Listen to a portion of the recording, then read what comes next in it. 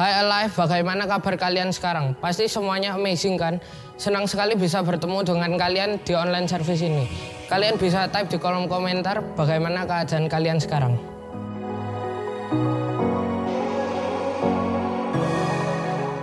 Saya yakin di online service ini pasti ada yang baru pertama kali join Alive. Kalau gitu mari kita sambut dalam hitungan yang ketiga. 1, 2, 3, welcome to the family.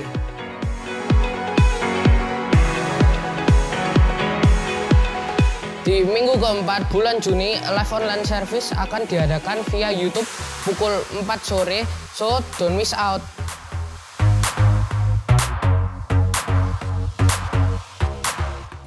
Dan setelah online service via YouTube, kita akan ada live group yang nggak kalah serunya loh. So, see you on Zoom guys.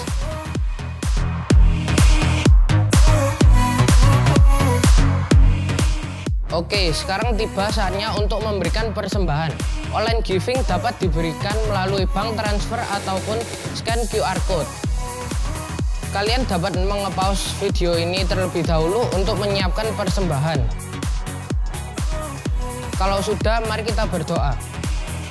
Tuhan, terima kasih buat hari ini. Sekarang kami akan memberikan persembahan. Biarlah persembahan ini dapat menjadi berkat bagi banyak orang dan dapat menyenangkan hatimu. Di dalam nama Tuhan Yesus kami berdoa, amin. Nah, sebentar lagi kita akan masuk ke dalam praise and worship. So, don't forget to silence your gadget supaya bisa fokus ke hadirat Tuhan. Are you ready guys? Let's enjoy the service. Hi Alive, are you ready to rock today? Okay, come on, let's sing with me. You are God, and we lift you up. We keep singing, keep praising, and we won't stop giving all we got, 'cause you're worthy of all glory. Oh, there is no other, you are forever, Lord over all. There's nobody like you, and no one beside you. Come on, sing it. To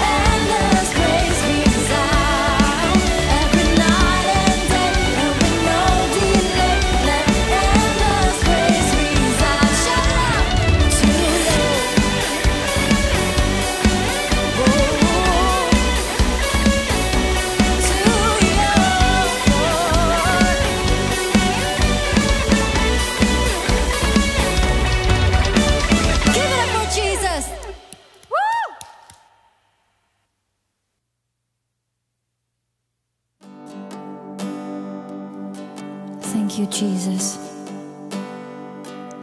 Mari kita mau buka hati kita untuk menyembah Dia lebih dalam lagi.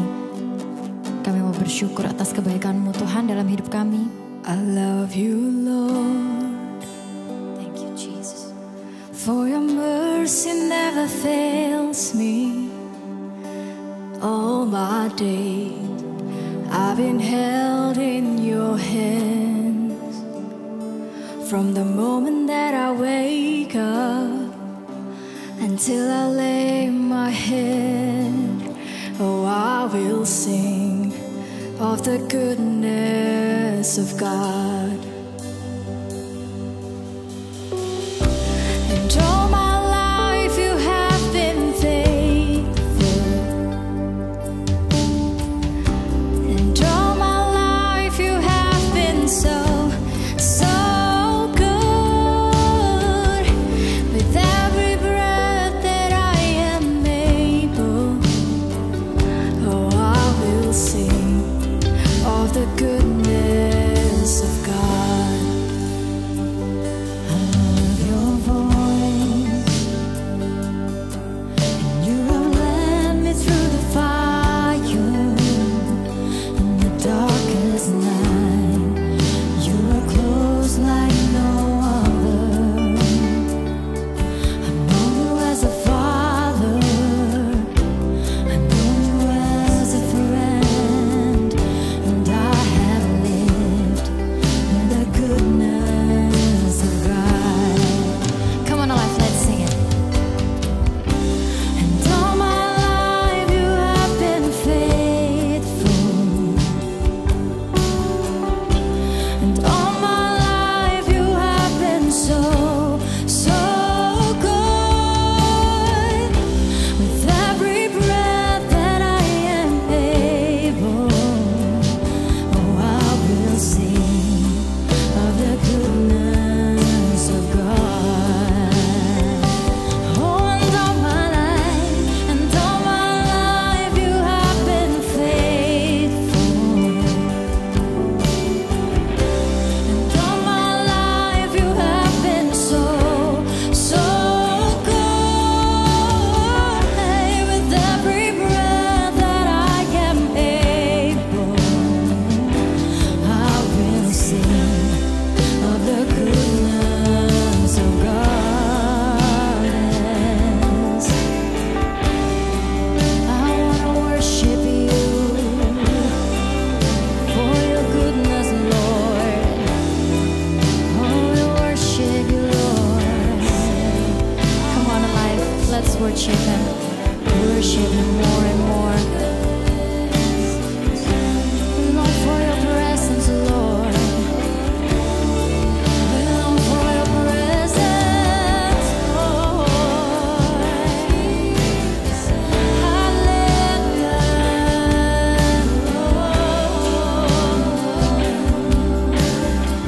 Oh, and all my life I give my life, Lord. Oh, for your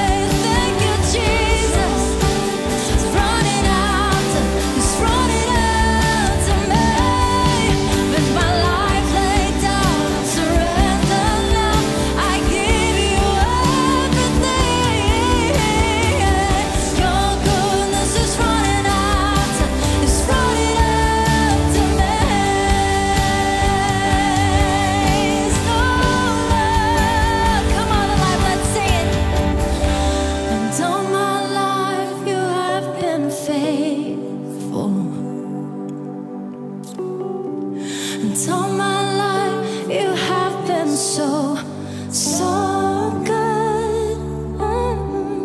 With every breath that I am able, I'm gonna sing of the goodness of God. Come on, sing it, life. And all my life you have been faithful.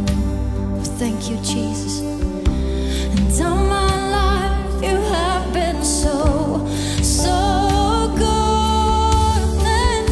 With every breath that I am able, oh, I'm gonna sing of the goodness of God.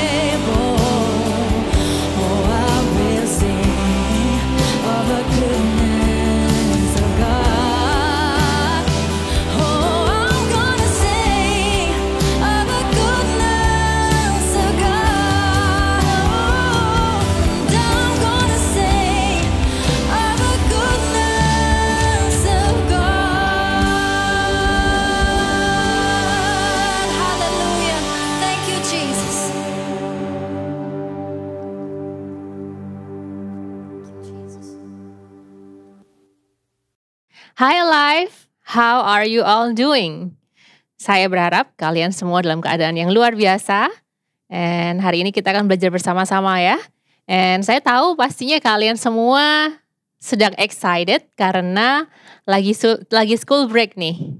Ya, so pesan saya ialah biarlah selama school break ini kalian benar-benar take a good rest, tapi stay productive.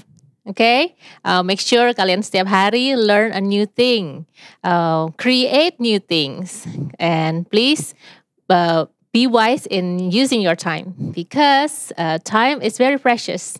Okay, so Alive, bulan ini kita semua sudah belajar tentang suatu topik, suatu tema, yaitu temptation. Ya, atau dalam bahasa Indonesianya godaan. And I'm sure kalian sudah belajar banyak dari your leaders in Alive, dari Pastor Dennis juga. And again, saya mau share satu hal lagi tentang kebenaran firman Tuhan pada penghujung dari seri ini. And I hope kita semua akan belajar bersama-sama. Okay, are you ready, Alive? Ya, oke. So godaan apa sih temptation itu? Ya, temptation atau godaan adalah keinginan atau desire, ya, suatu keinginan desire untuk kita melakukan sesuatu yang kita sudah tahu bahwa itu bukanlah sesuatu yang baik buat kita, ya, dan bukan sesuatu yang mengagetkan lagi bahwa godaan itu ada di mana-mana gitu ya. Dan setiap hari kita sebagai manusia pasti ada aja. Pasti ada banyak godaan di sekeliling kita. Ya. Nah, selama 3 minggu ini kalian udah belajar bahwa godaan atau temptation itu bukan datang dari Tuhan. Ya, tetapi kita dicobai oleh keinginan kita sendiri. Ingat ayatnya di dalam kitab Yakobus 1 ayat 13-15, mungkin kalian bisa baca sendiri. Dan yang kedua ialah kita tahu bahwa semua orang pasti menghadapi godaan atau temptation dalam hidupnya. It's an everyday thing, ya. Dan kita juga sudah di-equip caranya bagaimana apa yang harus kita lakukan saat temptation itu ada atau hadir, saat godaan itu datang. Ya, kalian belajar untuk mengidentifikasi godaan-godaan apa yang terjadi dalam kehidupan kalian yang biasanya datang. Dan punya strategi bagaimana caranya jika godaan itu datang. Ya, nah kali ini pada seri yang terakhir, pada bagian terakhir dari seri ini kita akan sama-sama belajar. Nah, apa sih apa yang terjadi jika kalau sampai kita akhirnya jatuh ke dalam godaan itu. Kalau sampai akhirnya kita give in atau menyerah kepada godaan itu. Dan tentunya kita semua pasti pernah mengalaminya ya, karena kita manusia. Gak ada orang yang gak pernah jatuh ke dalam godaan. Oke? Nah, dan semakin kita bertambah dewasa, bertambah umur gitu ya, semakin besar godaan di sekeliling kita. Dan semakin besar pula konsekuensi dari godaan tersebut. Mungkin kalau kalian ingat gitu waktu kalian masih kecil ya, godaannya sangat hal-hal yang simple gitu waktu dulu kalian masih kecil, atau mungkin kalian punya adik-adik yang masih kecil gitu ya. Godaan mereka sesimpel udah nggak boleh makan permen gitu ya, atau nggak boleh makan manis-manis yang terlalu banyak. Tapi kok ada candy di meja? Kok ada minuman boba di meja gitu ya. Jadi kalian diam-diam, secara diam-diam menyembunyikan mainan candy tersebut, menyembunyikan minuman tersebut, terus diam-diam minum waktu papa mama nggak lihat gitu ya. Hal yang kecil-kecil. Dan mungkin dulu waktu sebelum pandemi kalian ke sekolah, bersekolah gitu ya, bukan online learning. Godaannya sesimpel seperti males, nggak pingin bikin PR gitu, atau males belajar, begitu sampai di sekolah langsung tuh nyatet semua PR-nya temen gitu ya, atau enggak sampai di sekolah ya akhirnya ya udah saya nyontek aja hari ini gitu. Dan mungkin godaannya selama online learning ini kalian diam-diam buka buku waktu ulangan. Anyway gurunya nggak lihat ya. Kemudian pada saat kalian beranjak besar, godaannya bisa menjadi kalian pingin lihat hal-hal yang seharusnya kalian nggak boleh lihat gitu. Bukan hanya kalian gitu, tapi semua kita ya. Seperti contohnya melihat pornografi, membaca hal-hal yang berkaitan dengan pornografi, di mana yang kita tahu seharusnya itu kita tidak lakukan karena bukan untuk kebaikan kita ya. Kemudian hal-hal sejauh pingin mencoba menggunakan rokok, mencoba merokok, mencoba alkohol, mencoba narkoba. Godaan itu ada di sekeliling kita. Mungkin buat teman-teman alive yang cewek gitu ya, godaannya seperti wah ada barang yang baru nih, atau enggak ada temen aku pakai tas yang baru, atau temen aku pakai baju yang baru. Lihat di Instagram, scrolling di Instagram ada influencer yang pakai barang-barang yang baru, jadinya pingin belanja terus, pingin shopping terus, padahal kita udah tahu kita harus menggunakan uang kita dengan bijaksana. Kemudian saat kita beranjak besar, godaan-godaan yang lain mungkin di tempat pekerjaan gitu ya. Saat kita dipercayai dengan sesuatu yang besar, atau mungkin kita dipercaya dengan waktu, kita bekerja dikasih waktu sendiri, tidak dimonitor, dan kita tergoda untuk menyalahgunakan waktu tersebut. Instead of kita bekerja, mungkin kita buka YouTube gitu ya. Instead of kita bekerja, kita melakukan hal yang lain, nonton movie dan lain sebagainya. Atau juga ada godaan semacam kita tergoda atau digoda untuk menyalahgunakan kepercayaan, menyalahgunakan keuangan yang dipercayakan kepada kita. Ya, kemudian bisa juga godaan-godaan yang sehari-hari seperti kita luapan emosi kita yang tidak terkontrol ya, di mana kita sudah tahu seharusnya bahwa gak perlu kita meluapkan emosi kita ya. Mungkin contohnya gitu buat teman-teman yang udah bisa nyetir gitu ya, kadang-kadang kalau kita lagi nyetirnya enak-enak, tiba-tiba dipotong dari belakang. Wah, pasti kita langsung tergoda untuk, ini anaknya diapain ya? Saya harus kebut, harus kejar, harus potong balik. Nah, hal seperti itu. Dan konsekuensinya bisa menjadi konsekuensi yang besar ke depannya. Seperti misalnya kalau kita mau kejar mobil tersebut, bisa terjadi kecelakaan. Dan mungkin kecelakaan yang fatal. Hal-hal seperti itu adalah hal-hal yang terjadi sebagai konsekuensi dari jika kita akhirnya menyerah atau jika akhirnya kita jatuh ke dalam godaan tersebut.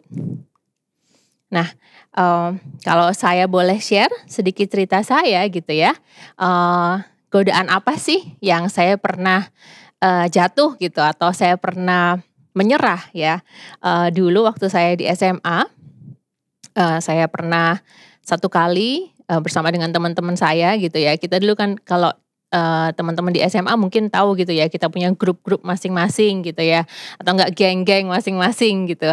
Nah, waktu dulu di SMA pernah terjadi suatu kali ada suatu miscommunication, ada suatu konflik di mana waktu itu wah semuanya pada marah gitu ya, pada marah, dan waktu itu saya tuh juga marah banget. Saya marah banget dan saya merasa, aduh, pokoknya nggak terima saya harus marah gitu ya. Padahal dalam hati saya udah tahu bahwa, udah Felicia kamu harus tenang, kamu harus take a deep breath gitu ya. Udah jangan luapkan emosi kamu. Dan tapi akhirnya saya nggak tahan, saya menyerah kepada godaan saya dan saya marah besar gitu ya. I made a big scene at school. Mungkin seperti apa ya, mungkin yang kalian bisa lihat lah di drama-drama Korea gitu ya, kayak a big scene seperti itu. Dan akhirnya saya merasa setelah kejadian itu berlalu, pulang ke rumah saya merasa, wah ini what did you do Felicia gitu ya.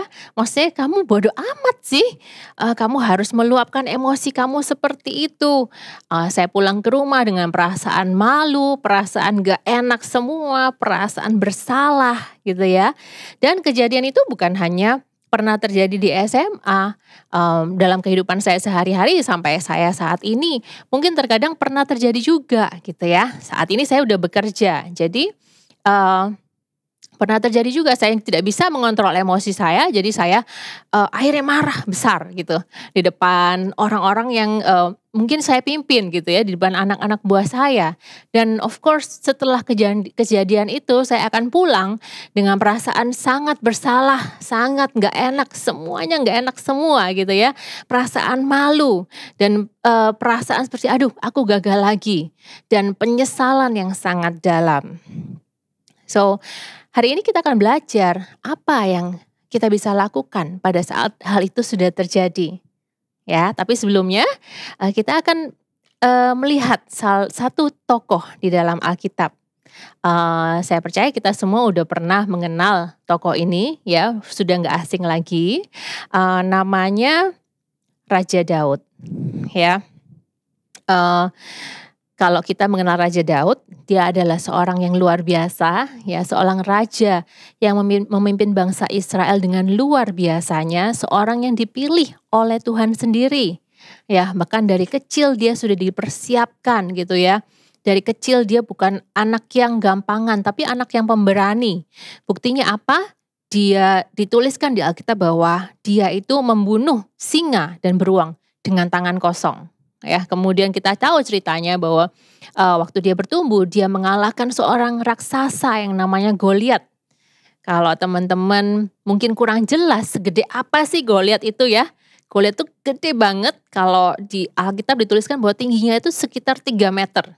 Ya, kemudian pada saat dia berperang melawan Daud, dia itu pakai peralatan itu yang berat semua gitu ya. Bajunya aja itu beratnya 50 kilo. Itu hanya bajunya, belum lagi senjatanya dan lain sebagainya. Tapi seorang Daud ini bisa mengalahkan Goliat, gitu ya. Bahkan di dalam kitab Kisah Para Rasul 13 ayat yang ke-22 dituliskan, saya bacakan ya. Tentang Daud, Allah telah menyatakan, aku telah mendapat Daud bin Isai, seorang yang berkenan di hatiku dan yang melakukan kehendakku. Ya, jadi kalau kita bisa lihat di sini, translation English-nya dikatakan bahwa David is the man after God's own heart. Kita lihat betapa Daud ini berkenan di hadapan Tuhan. Nah, tapi kita tahu bahwa ada satu bagian dari cerita kehidupan Daud di mana dia melakukan kesalahan yang besar. Di mana Daud akhirnya menyerah kepada satu godaan, di mana Daud akhirnya jatuh kepada satu godaan, yaitu pada saat dia memutuskan suatu hari semua bangsa Israel pergi berperang, tapi dia memutuskan untuk nggak pergi berperang dan dia naik ke atap gitu ya. Zaman dulu bangsa Israel itu atapnya itu bisa jalan-jalan di atap rumah gitu, dan dia melihat seorang wanita yang cantik namanya Batsheba. Dan Daud memutuskan untuk melakukan hal yang nggak berkenan gitu ya, untuk melakukan hal yang tidak pantas dengan Batsheba, yaitu dia melakukan perzinahan dengan Batsheba. Dan akhirnya yang terjadi ialah Batsheba ini hamil, dan pada saat itu Batsheba ini adalah seorang istri dari panglima perang yang namanya Uria. Nah, pada saat itu Daud merasa bingung, merasa takut karena dia akhirnya jatuh ke dalam godaan. Dia mengambil suatu keputusan yang salah. Dia takut, dia gak tahu mesti gimana. Akhirnya dia melakukan satu tindakan lagi, yaitu dia memutuskan untuk merancangkan pembunuhan untuk suami Batsheba. Dan akhirnya suami Batsheba mati di medan perang karena di-set up oleh Raja Daud. Mengerikan banget ya, konsekuensi dari godaan, dari jatuh atas godaan ini gitu. Sesuatu hal yang lebih besar lagi terjadi di atasnya. Nah, sesuatu yang sangat besar ya impact-nya, dan bagi saya ini adalah suatu kegagalan yang sangat dalam kehidupan Daud gitu. Semata-mata karena dari awal dia jatuh, memutuskan untuk dia mengambil keputusan, dia jatuh ke dalam godaan tersebut. Nah, yang kita tahu di dalam Mazmur 51 ayat 3 sampai 4, ayat 13 dan 14 gitu ya. Apa yang Daud rasakan setelah dia jatuh ke dalam godaan. Yang Daud rasakan ialah dia merasa jauh dari Tuhan. Dia merasa sangat gak enak, dia merasa bersalah gitu ya. Dia kehilangan sukacitanya. Dia merasa Tuhan jangan buang aku. Tuhan jangan jauhi aku, jangan menjauh daripadaku. Itu yang Daud rasakan. Gitu, suatu perasaan yang sangat gak enak ya, it's very conflicting. Dan saya percaya bukan hanya Daud aja, saya juga pernah merasakan hal itu. Pada saat saya memutuskan untuk menyerah kepada godaan, saya akhirnya meledak gitu ya. Yang terjadi setelah itu ialah saya merasa, aduh Tuhan kenapa saya melakukan ini? Gitu, saya merasa gagal gitu, saya merasa takut, saya merasa jadi nggak enak sama orang lain, saya merasa bersalah, saya merasa malu. Perasaan-perasaan itu yang kita rasakan pada saat kita akhirnya memutuskan untuk menyerah kepada godaan. Nah, sekarang pertanyaannya, apa yang kita bisa lakukan? Apa yang harus saya lakukan kalau akhirnya saya sudah jatuh gitu? Saya merasa udah gak ada harapan lagi. Saya merasa Tuhan meninggalkan saya. Apa yang harus saya lakukan? Ada 3 poin yang saya mau share hari ini. Yang pertama, kebenaran yang kita harus pegang ialah God knows you inside and out. Ya, Tuhan mengenal engkau dari dalam sampai keluar. Dan kebenaran ini adalah kebenaran yang kita harus pegang, bahwa the fact Tuhan mengenal kita, artinya Tuhan tahu seberapa lemahnya kita. Tuhan tahu bahwa kita manusia dan sangat mudah untuk kita ini menyerah kepada godaan, untuk kita ini akhirnya jatuh kepada godaan. Dan saat ini ketahuilah bahwa walaupun Tuhan tahu kelemahan kita, walaupun Tuhan tahu kemanusiaan kita, Tuhan itu tidak pernah memalingkan wajahnya dari kita. Kenapa? Karena karya Yesus yang sempurna di kayu salib. Ya, pada saat Yesus mati di kayu salib, itu semua dosa, semua kesalahan, semua penolakan itu sudah dilimpahkan kepada Yesus. Sehingga hari ini Bapa di surga tidak memalingkan wajahnya kepada kita. Walaupun saat kita jatuh, walaupun saat kita gagal. Ya, so God knows us inside and out. Dia tahu kelemahan kita, Tapi ketahuilah bahwa Tuhan itu tidak menolak kita. Tuhan itu tidak memalingkan wajahnya dari kita pada saat kita jatuh atau melakukan kesalahan atau gagal. Ya, bahkan Yesus sendiri tahu rasanya, bagaimana perasaannya dicoba itu seperti apa, digoda itu seperti apa, ditempted itu seperti apa. Ya, ayatnya ada dalam kitab Ibrani 4 ayat yang ke-15 sampai 16. Saya bacakan ya. Sebab imam besar yang kita punya bukanlah imam besar yang tidak dapat turut merasakan kelemahan-kelemahan kita. Sebaliknya sama dengan kita, ia telah dicobai, hanya tidak berbuat dosa. Sebab itu marilah kita dengan penuh keberanian menghampiri tahta kasih karunia, supaya kita menerima rahmat dan menemukan kasih karunia untuk mendapatkan pertolongan kita pada waktunya. So dari ayat ini kita bisa melihat bahwa pada saat kita lemah, pada saat kita jatuh, Yesus sendiri juga bisa merasakannya. Bahkan Yesus sendiri sudah pernah merasakannya, dicobain. Waktu dia berada di padang gurun setelah 40 hari, 40 malam berpuasa, Yesus dibawa ke padang gurun dan pada saat itu dia dicobai. He was tempted. Ya, tapi dia tidak berbuat dosa. So, point number 1, you have to know bahwa God knows you inside and out. Oleh karena itu, jujurlah kepada Tuhan pada saat kita jatuh ke dalam godaan tersebut. Jujur kepada Tuhan, datang ke Tuhan, bilang, Tuhan, aku gagal lagi. Tuhan, aku menyerah lagi pada godaanku. Dan Tuhan, tolong aku. Ya, minta Tuhan untuk menolong kita, minta Tuhan untuk membantu kita, dan terimalah pengampunan yang Tuhan sudah berikan atas kehidupan kita. Datang kepada Tuhan, jangan semakin menjauh, ya, karena Tuhan tidak pernah menjauhkan dirinya dari kita. Kita yang menjauhkan diri kita dari Tuhan. So come back to God. Minta Tuhan mengampuni kita, minta Tuhan ampuni segala kesalahan kita. Oke, poin yang kedua, apa yang harus kita lakukan pada saat kita sudah jatuh, gitu ya. Yang kedua ialah forgive yourself. Ampuni diri kalian masing-masing. Ya, ampuni diri kalian sendiri, gitu. Di dalam 1 Yohanes 1 ayat yang ke-9, ada satu ayat yang berbunyi seperti ini. Jika kita mengaku dosa kita, maka Ia adalah setia dan adil, sehingga Ia akan mengampuni segala dosa kita dan menyucikan kita dari berbagai kejahatan. So alive, dari ayat ini kita sekali lagi diingatkan bahwa Tuhan mau mengampuni dosa kita. Dan Dia adalah Tuhan, ya, pribadi yang sangat besar. Jadi kalau Tuhan aja mau mengampuni kita dan menyucikan kita, siapakah kita manusia sehingga kita tidak bisa mengampuni diri kita sendiri?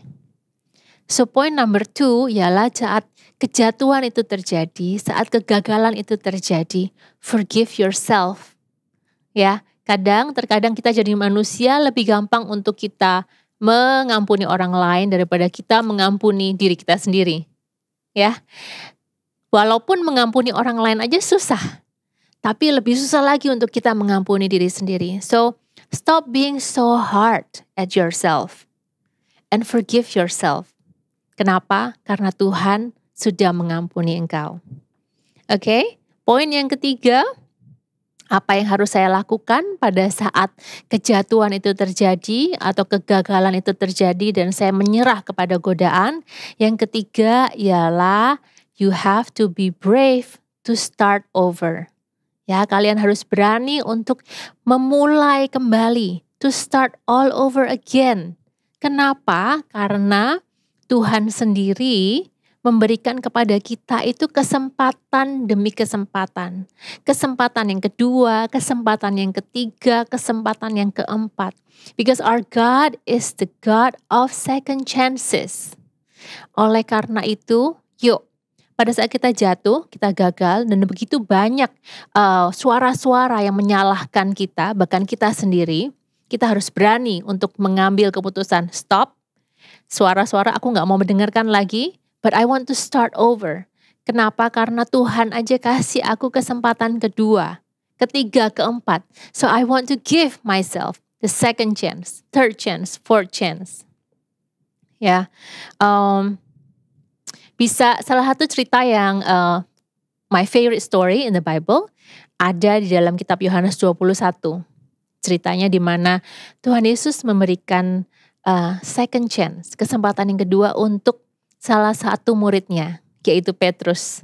Kita tahu bahwa Petrus bisa dibilang dia gagal, ya, dan juga dia mungkin jatuh ke dalam godaan itu, bahwa dia seharusnya bisa mengatakan yang sejujurnya dia adalah murid Yesus, tapi dia berbohong. Tapi Yesus dengan penuh belas kasihannya, dengan kebaikannya, dengan kasihnya, dia memanggil Petrus kembali dan memberikan kesempatan yang kedua untuk Petrus. So the same thing dengan kita semua, with all of us, with you alive.